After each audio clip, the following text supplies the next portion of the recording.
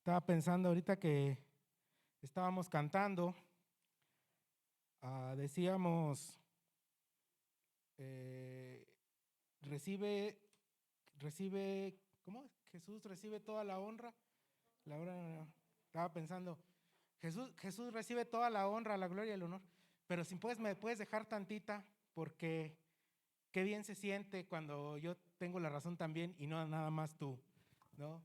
Como a veces somos tentados por Satanás a ser nosotros quienes a veces quisiéramos tener la razón y no siempre Dios, y no siempre Él. Pero lo que vamos a estudiar hoy tal vez va a chocar con eso que les estoy comentando. Después luego cantamos una frase que estaba ahorita pensando también. Como por un destello de tu gloria, dice, ¿verdad? Por un destello de tu gloria. Eh, Pensamos que la revelación de Jesús y de Dios va a ser algo sobrenatural, algo que nos va a sobresaltar. Pero Jesús, cuando le dijeron sus discípulos a Jesús, Jesús, muéstranos al Padre. Él les dijo, aquí estoy, tanto he estado con ustedes y no lo han visto, ¿verdad? Hay que buscar ese destello de la gloria del Señor donde sabemos que está, en su palabra. Su revelación está aquí frente a nosotros. Es unos pensamientos que quería compartirles antes de la predicación. ¿Me acompañan con una oración para... Padre bendito, cuántas gracias te damos hoy en este día que vamos a tener ahora. Te pedimos que tú nos ayudes a recibir esta palabra, que podamos entenderla, que podamos meditarla, que podamos entenderla y llevarla a nuestros corazones, llevarla a la práctica y llevar esta palabra a quienes aún no te conocen, a quienes están lejos de ti. Padre bendito, te damos las gracias por los hermanos que están aquí, por los que están en otras congregaciones, por nuestro pastor Sam, que se encuentra trabajando en tu obra. Y todo esto te lo pedimos y te lo agradecemos en el nombre de Cristo Jesús. Amén. Vamos a empezar leyendo esta porción de la Escritura. Le repito, es el Efesios capítulo 2. Vamos a leer los versículos del 1 al 10. Dice la palabra de Dios: y Él os dio vida a vosotros cuando estabais muertos en vuestros delitos y pecados, en los cuales anduvisteis en otro tiempo, siguiendo la corriente de este mundo, conforme al príncipe de la potestad del aire, el espíritu que ahora opera en los hijos de desobediencia, entre los cuales también todos nosotros vivimos en otro tiempo, en los deseos de nuestra carne, haciendo la voluntad de la carne y de los pensamientos, y éramos por naturaleza hijos de ira, lo mismo que los demás. Pero Dios, que es rico en misericordia, por su gran amor con que nos amó, aun estando nosotros muertos en pecados, nos dio vida juntamente con Cristo. Por gracia sois salvos. Y juntamente con Él nos resucitó. Y asimismo nos hizo sentar en los lugares celestiales con Cristo Jesús, para mostrar en los siglos venideros las abundantes riquezas de su gracia en su bondad para con nosotros en Cristo Jesús. Porque por gracia sois salvos por medio de la fe, y esto no de vosotros, pues es don de Dios, no por obras, para que nadie se gloríe. Porque somos hechura suya, creados en Cristo Jesús para buenas obras, de las cuales Dios preparó de antemano para que anduviésemos en ellas. Amén. Vamos a tratar de entender este pasaje a la luz de algunos puntos que quiero remarcar. Primeramente, lo que primero Pablo está haciendo es que quiere recordar a los efesios su condición pasada.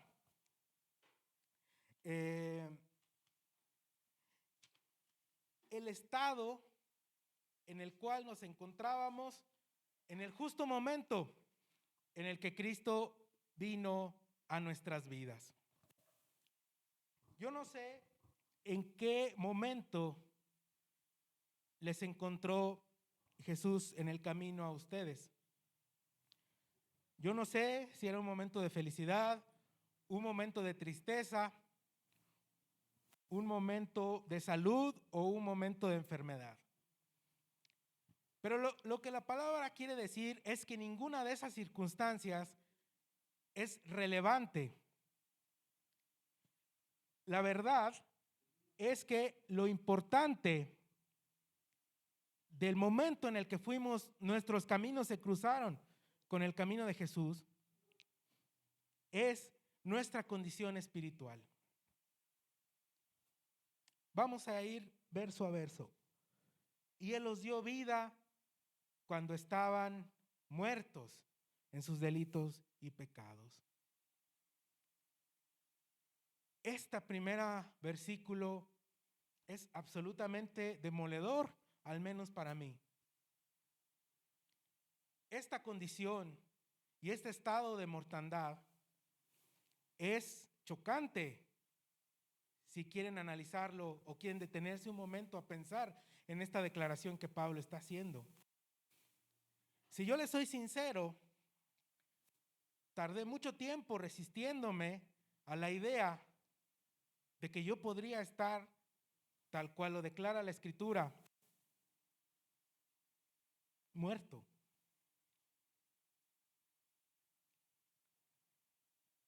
Y el contraste del punto en el cual conocimos a Cristo, Él les dio vida a ustedes que estaban muertos en sus delitos y pecados. Es decir, primero tenemos que entender cuál era el estado en el que nos encontrábamos. Y una vez que hemos entendido el estado en el que nos encontrábamos, vamos a entender el estado en el que se encuentran otros que no conocen a Jesús. El estado en el que se encuentran nuestros seres queridos que no conocen a Cristo. Las personas con las que tenemos contacto, las personas con las que día a día convivimos y no conocen al Señor, ellos están muertos en sus delitos y pecados. Porque así lo ha declarado la palabra de Dios. Dice el verso 2, que en estos delitos y en estos pecados anduvisteis en otro tiempo. Es decir, quiere dar a entender que estos efesios que han creído en Jesús ahora viven en otra época diferente de sus vidas, que ellos ya pasaron a un estado diferente en su existencia, siguiendo, dice, la corriente de este mundo, conforme al príncipe de la potestad del aire, el espíritu que ahora opera en los hijos de la desobediencia. Que todas las personas que no conocen a Cristo viven siguiendo una corriente o viven un estilo de vida que, aunque pueda ser diferente de una persona a otra, en realidad todos los caminos de la perdición son el mismo camino que lleva hacia la muerte. Siguiendo la corriente de este mundo.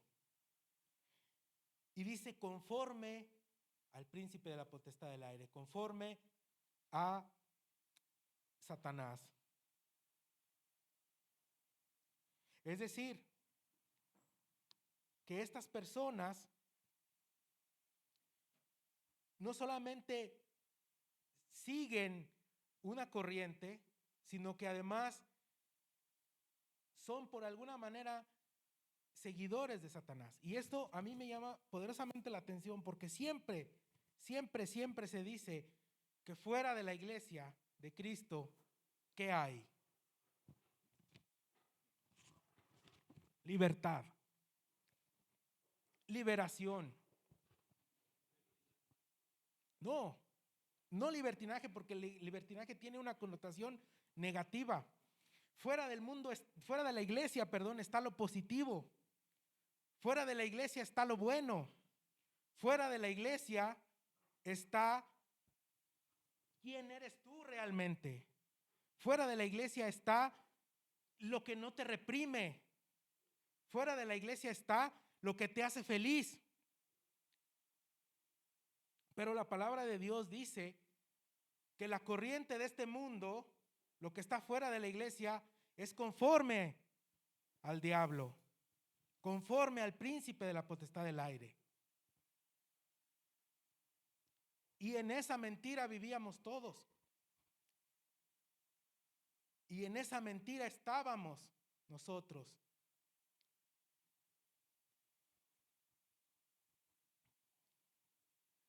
Entre los cuales, verso 3, todos nosotros vivíamos en otro tiempo, en los deseos de nuestra carne, haciendo la voluntad de la carne y de los pensamientos, es decir, una mente y un cuerpo corruptos. Y la corrupción es un síntoma evidente de la muerte. O llamen a un doctor y díganle que vaya a un panteón y diagnostique a uno de los cadáveres que está ahí. ¿Cuál va a ser el primer síntoma? Pues que está muerto, está corrupto.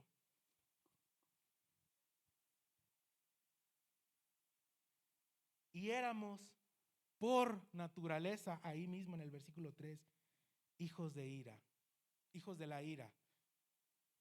Es decir, no podíamos cambiar nuestra forma de vivir, nuestra forma de existir, porque nuestra naturaleza era, y peor aún, creíamos que la maldad era la bondad. Y peor aún, creíamos que la muerte era la vida. Y una vida así que no se extendía hacia ningún lugar. La diferencia entre nosotros que hemos creído en Jesús y los que no creen en Él es que nosotros tenemos una vida que tiene una perspectiva, un enfoque hacia lo eterno. Por eso nosotros vivimos o vemos la vida diferente, o debiéramos vivir la vida diferente. Porque cada segundo que vivimos es una parte de la eternidad. Cada segundo que vive una persona sin Cristo es un segundo que se consume rápidamente como un cerillo, y que hay que aprovechar esa luz que tienen ellos entre sus manos antes de que se les apague, y después otro segundo, y después otro segundo, y después otro segundo, hasta que todo termine, porque la vida es el aquí y el ahora, y solamente hay una vida, y tú solamente vives una vez y mueres. Pero nosotros tenemos que ser diferentes, tenemos que pensar diferente, porque cada segundo de nuestra vida es una parte de la eternidad y una parte de la eternidad con Dios.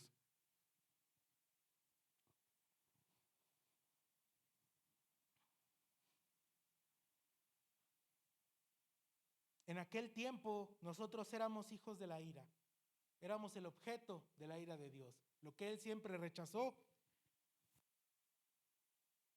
odió. Nosotros éramos pecado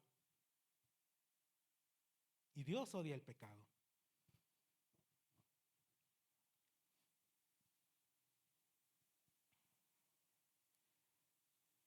Pero y Él dice, y éramos lo mismo que todos los demás.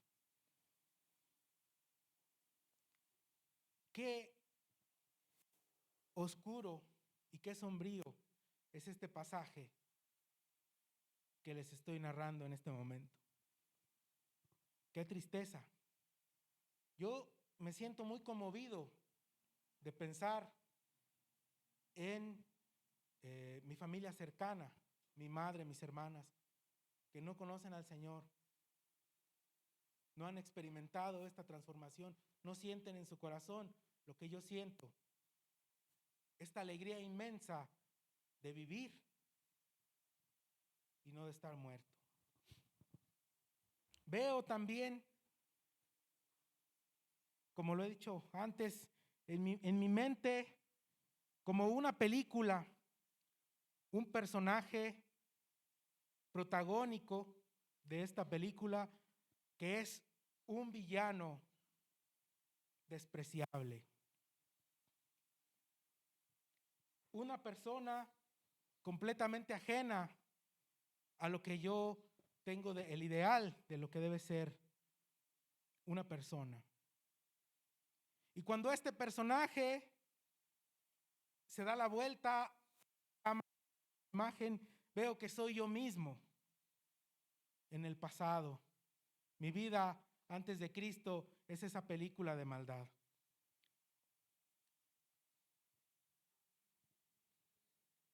Versículo 4.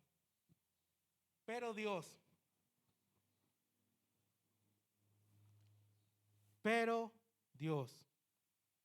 ¿Han escuchado que alguien dijo que no hay pero que valga? La Biblia dice, pero Dios, que es rico en misericordia, por su gran amor con que nos amó, aún estando nosotros muertos en pecado, nos dio vida juntamente con Cristo Jesús. Vean esta imagen y yo quiero pedirles que en sus mentes dibujen esta escena, un puente oscuro que no va a ningún lugar, un túnel oscuro que no va a ningún lugar y de repente salir del túnel y ver la luz. Que sus ojos les duelen de ver la luz después de mucha oscuridad, porque ver la luz nos debe doler también. Pero cuando hemos abierto nuestros ojos y hemos visto el mundo tal como es, y nos damos cuenta que esa luz es Jesús, es como un baño refrescante, es como un trago de agua fresca en nuestro interior. Pero Dios, que es rico en misericordia y todas las cosas cambian. Miren este capítulo, cómo todas las cosas cambian. Miren cómo vivíamos en este mundo, estábamos muertos, éramos presas de Satanás. Vivíamos en la corrupción de nuestro cuerpo y de nuestra mente. Y ahora que Dios nos amó y nos dio vida, versículo 6, juntamente con Él nos resucitó. Nos hizo sentar en lugares celestiales con Cristo Jesús.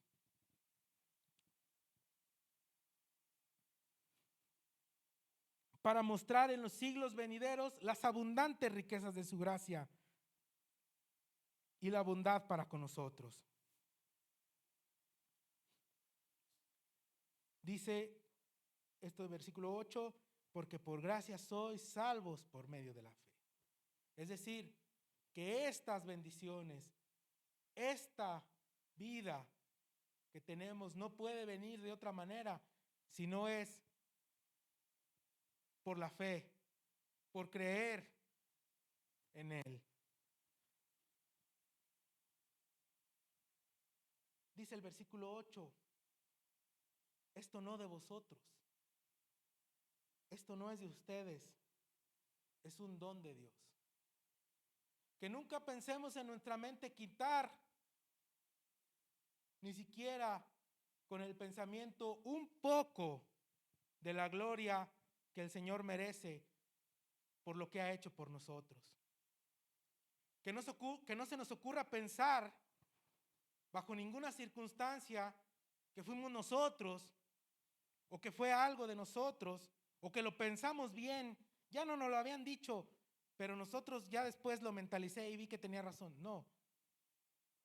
La palabra de Dios es clara. Esto no es de ustedes. Esto es un don de Dios.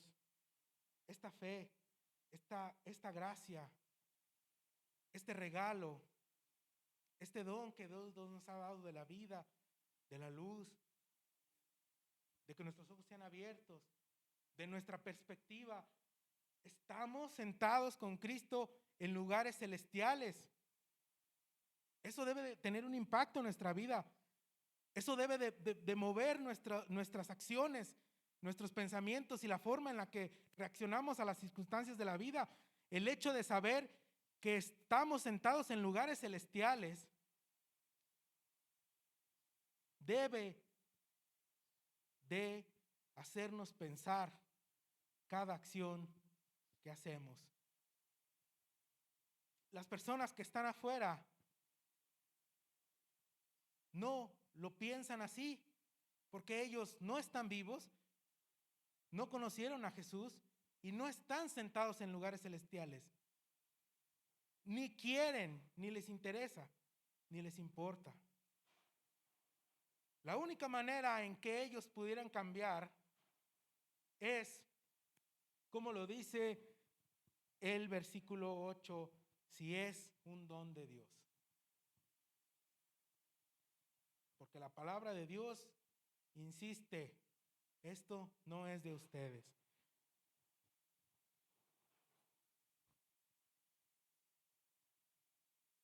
No por obras, para que nadie quiera gloriarse.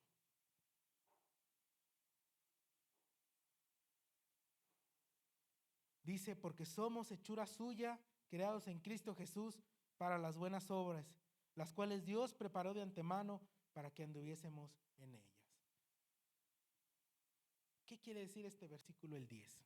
Miren, todo lo que he estado comentándoles describe la vida en 3 tiempos. El pasado, lo que fuimos, el presente, lo que ahora somos en Cristo Jesús, el futuro. No sabemos lo que nos aguarda en el futuro, pero sabemos para qué estamos aquí. Sabemos que si hemos resucitado con Cristo, Él merece la gloria, Él merece la honra, como cantamos hace un momento. No podemos hacer otra cosa con nuestra vida que dedicarnos a agradecer lo que Él hizo por nosotros. No sé si se habían pensado eso, pero venir al culto, venir a adorarlo, es agradecer lo que Él ya hizo por nosotros. Y yo quiero preguntarle si es suficiente. No, ni siquiera, yo creo que la palabra suficiente ni siquiera es suficiente para entender, para describir la honra y la gloria que Cristo merece.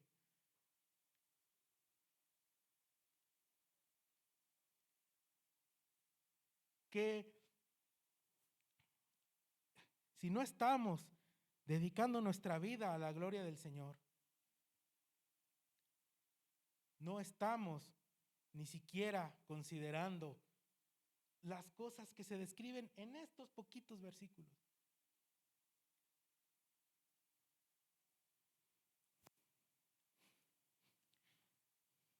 Creados para buenas obras, las cuales Dios preparó de antemano para que anduviésemos en ellas. Es decir, un Dios que no solo nos salvó y nos dejó ahí, sino que ha preparado buenas obras, ha preparado una vida de bondad y Él espera que nosotros cumplamos con esto.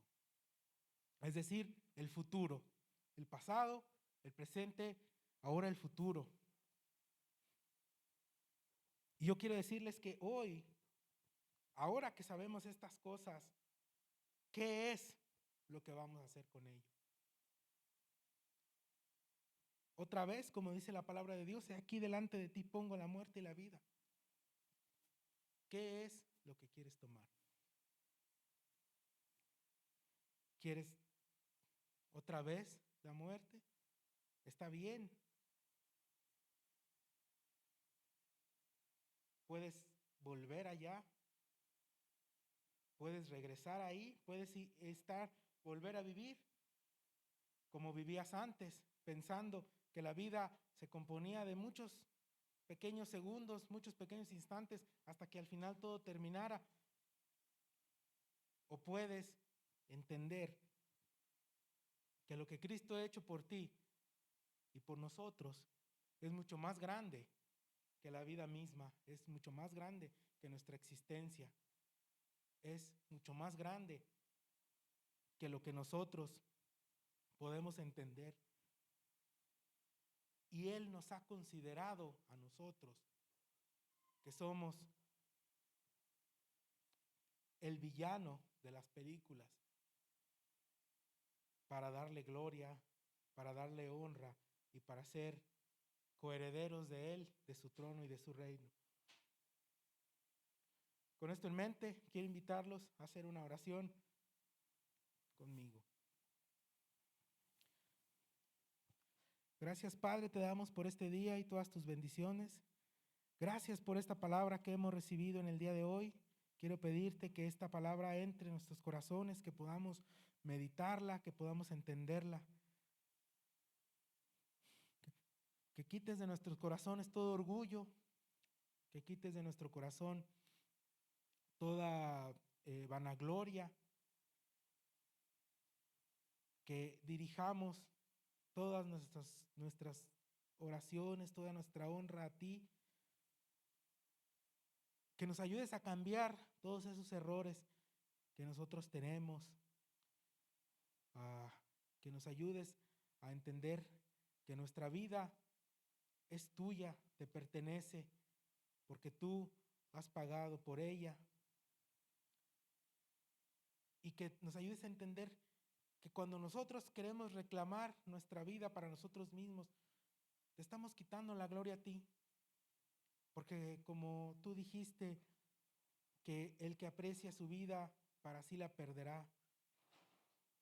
Y nosotros siempre estamos buscando mejorar nuestras vidas, conservar nuestras vidas, sin pensar que esas vidas ya no nos pertenecen, ya son tuyas, nuestra existencia es tuya, nosotros somos tuyos. Te pedimos por los hermanos que no pudieron venir y por quienes están en otras congregaciones. Te lo pedimos y te lo agradecemos en el nombre de Cristo Jesús. Amén.